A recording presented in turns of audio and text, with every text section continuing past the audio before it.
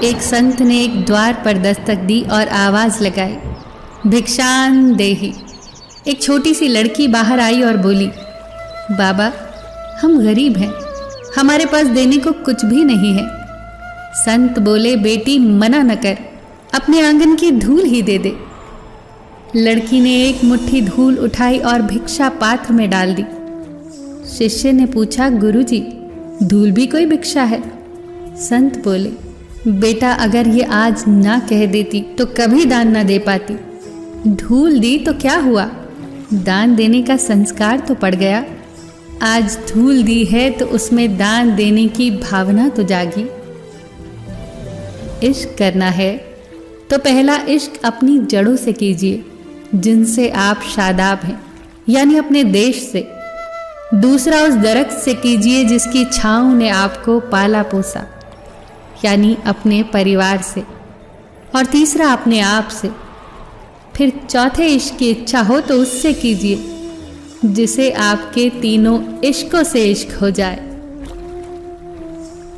रोटी पर घी और नाम के आगे जी लगाने से स्वाद और इज्जत दोनों बढ़ जाती हैं। किसी को स्नेह देना सबसे बड़ा उपहार है और किसी से स्नेह पाना सबसे बड़ा सम्मान है।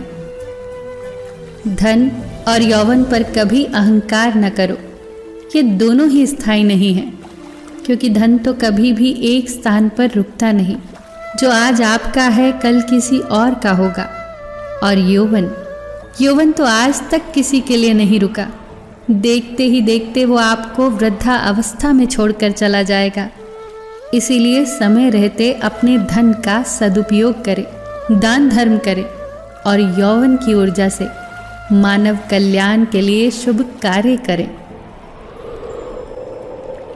यदि आप किसी के सुख का कारण नहीं बन सकते तो किसी के दुख का कारण भी मत बनिए, क्योंकि दुख भोगने वाला व्यक्ति तो आगे चलकर सुखी हो सकता है, पर दुख देने वाला व्यक्ति कभी सुखी नहीं होता।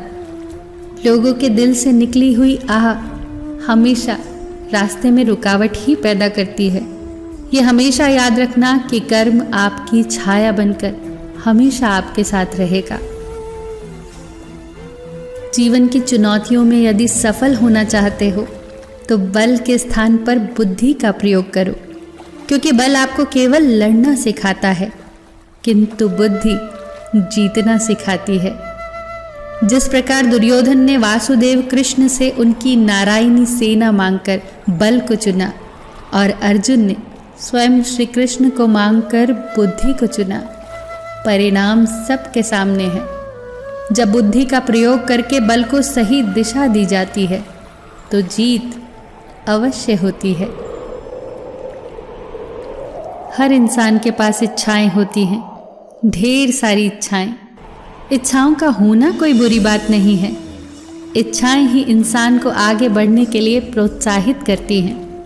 पर जब इच्छाएं अनंत हो जाती हैं तो वो सुकून को ख़त्म कर देती हैं। इसीलिए इच्छाएं इंसान के वश में होनी चाहिए, इच्छाओं के वश में इंसान नहीं। धनवान बनने के लिए एक एक कण का संग्रह करना पड़ता है और गुणवान बनने के लिए एक एक क्षण का सदुपयोग करना पड़ता है।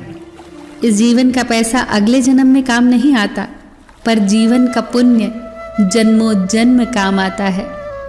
अपने समय का सदुपयोग करें, अपने जीवन को सही मार्ग पर लगाएं। फिर मिलेंगे दोस्तों अगली वीडियो के साथ। तब तक के लिए अपना ख्याल रखना और हमेशा मुस्कुराते रहना।